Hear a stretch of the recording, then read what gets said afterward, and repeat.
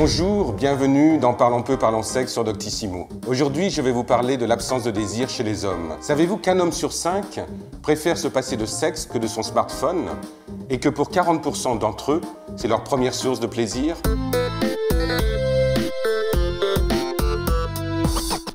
D'après vous, comment s'appelle la perte de désir chez un homme? L'anapurna ou bien l'anaphrodisia? Il s'agit de l'anaphrodisia, bien entendu. Cette perte de désir ne s'accompagne pas forcément d'une perte de l'érection.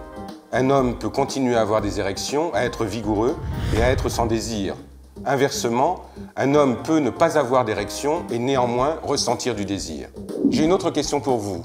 Le désir sexuel d'un homme est inversement proportionnel à son âge. Est-ce vrai ou est-ce faux? C'est faux. Le vieillissement physique n'est en rien lié à la perte de désir chez un homme. En revanche, on peut retrouver lorsque le couple dure des pertes de désir chez un homme parce que le couple se sclérose, parce que la relation devient beaucoup trop monotone. À ce moment-là, c'est à l'intérieur du couple qu'il va falloir trouver des solutions, trouver le moyen de remettre de la créativité, de remettre de la joie et de remettre du désir l'un par rapport à l'autre. Et maintenant, une troisième question.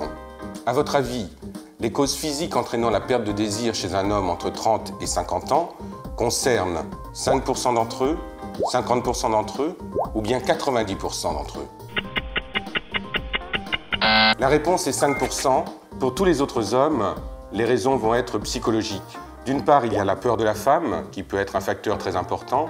D'autre part, on peut retrouver aussi la peur de ne pas être à la hauteur, la recherche continuelle de la performance, ou bien le stress qui peut avoir une influence sur le désir masculin. Il y a d'autres facteurs qui peuvent entraîner la perte de désir chez un homme. Par exemple, un changement d'emploi, une perte de travail ou bien un deuil. Mais dans ces cas-là, les pertes de désir vont être essentiellement passagères.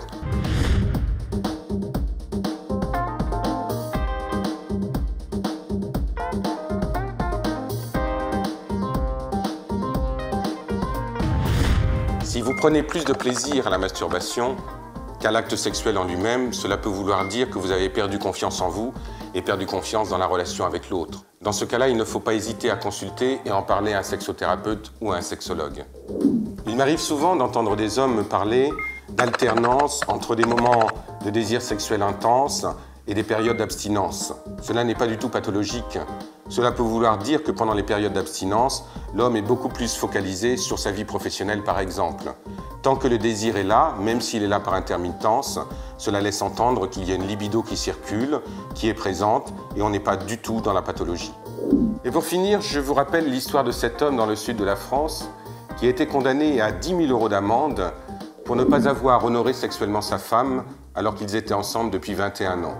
Comme quoi, la perte de désir sexuel n'appartient pas qu'aux femmes. Cette émission est terminée. Si vous voulez vous abonner, je vous rappelle qu'il faut cliquer ici. Quant à moi, je vous dis au revoir et à la semaine prochaine.